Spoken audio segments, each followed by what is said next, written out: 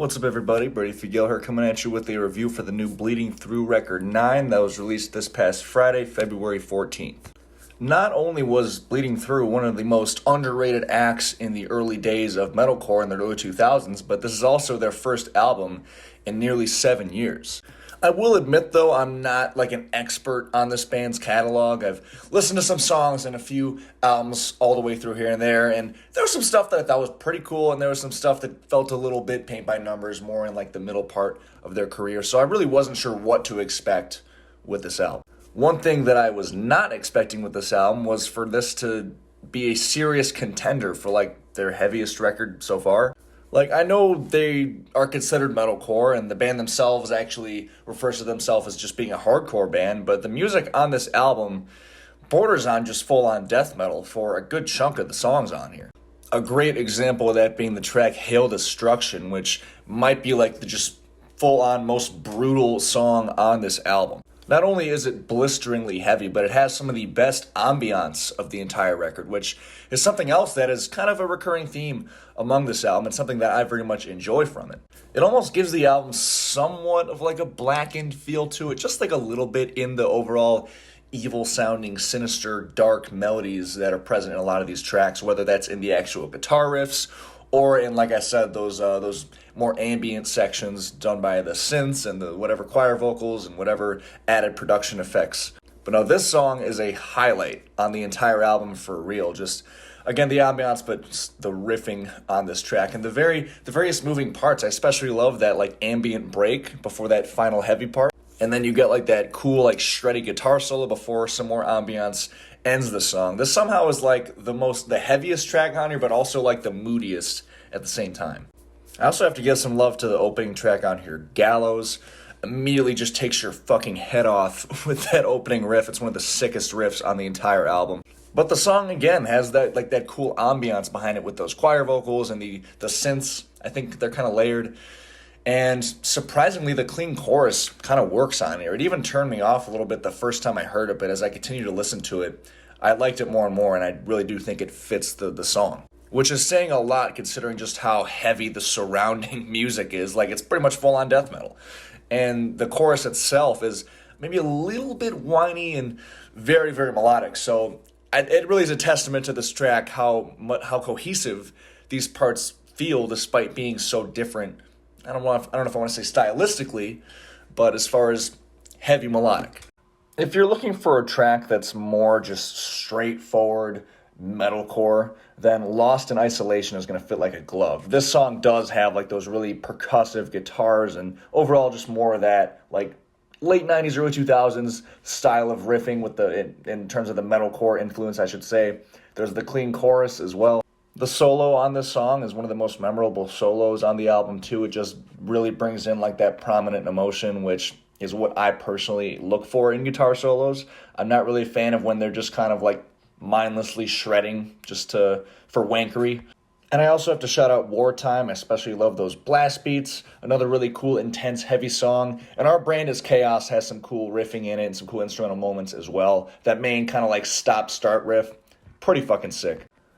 But as heavy and as atmospheric as this album is, which are very much qualities I enjoy, it doesn't always work. There's a few examples of this, but I think the biggest example of this formula kind of just not working for me is the track Emery.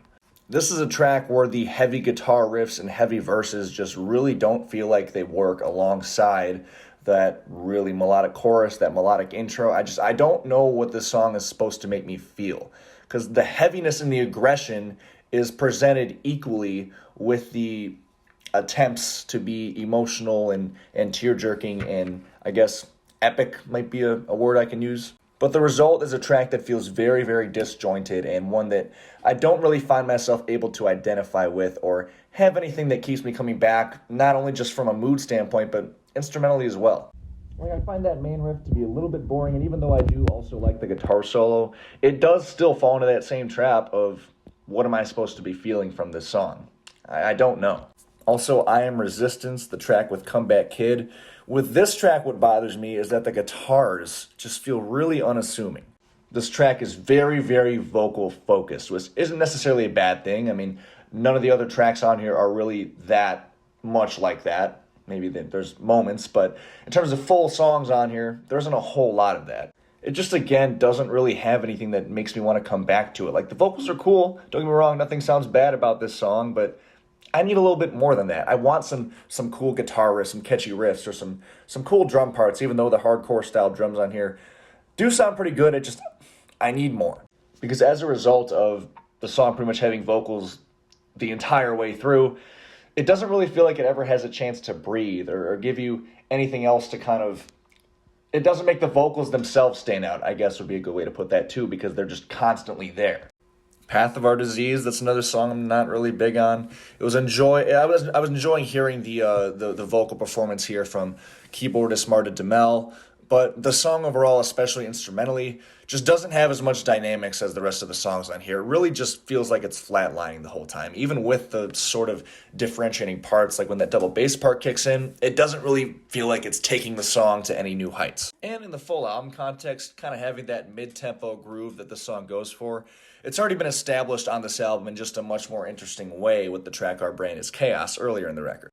Somewhat ironically, I actually really enjoy the instrumental interlude track on here, Last Breath, which is pretty rare, at least for me, with this type of song. And it almost makes me wish there were like a few more melodic moments like this on the album, maybe parts that are fleshed out in an entire track, rather than having a song like Emery that feels like it's kind of trying to do the heavy stuff and the melodic stuff at the same time. This track really does provide for a bit of a breather. It fits the mood of the album, given just how dark and moody it sounds. I think if they had like a full-length track like this on the album that had this kind of melodies and was this kind of slow, methodical, moody pace the whole time with that dark atmosphere and maybe some mixed vocals between both of the vocalists here. So the end result is a little bittersweet because in the full album context, I enjoy this song. It just... Any song like this that's meant to be an interlude or a kind of a compliment to the album as a full body of work, that's not a song that I'm going to seek out to listen to on its own. And given that the rest of the album is a little bit spotty for me, as you've heard, I don't see myself coming back to this song, which sucks because I think it's kind of a missed opportunity. As far as tracks I haven't talked about yet, Dead But So Alive is cool. It's definitely one of the more hardcore influenced tracks, which is pretty cool to hear. It's just one of the more straightforward, mean-sounding songs on here. I especially love those real sludgy, like, breakdown parts that kind of happen at multiple points throughout the song. And the closing track on here, Unholy Armada. Yeah, Unholy Armada. Kind of a tongue twister there. It's pretty cool too. It does bring in a little bit more of like a Blackened feel at times, especially in those blast beat sections with the higher screams and those real like devilish synth melodies and keys in the background. And the song has like somewhat of an out of place but cool sounding like triumphant outro, which I thought was interesting, but it works. And it was cool to see the band kind of throw a last minute curveball in the album, literally in the last minute of the album, and because that part is what fades out and closes it. So as you can see, like, I did have my criticisms for the album, but there wasn't anything terrible on here, anything unlistenable. There were just some parts that kind of underwhelmed me a little bit. But I wouldn't describe any of the tracks on here as bad.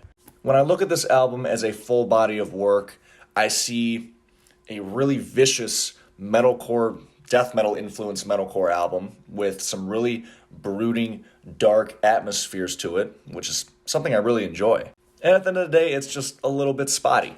Production-wise, I think it sounds pretty good, though. I mean, the vocals sound really, really layered and epic and smooth-sounding, especially those clean vocals from Marta. The keys and synths do feel like they are adding to the song and not just kind of trying to cover up boring instrumentals, at least most of the time.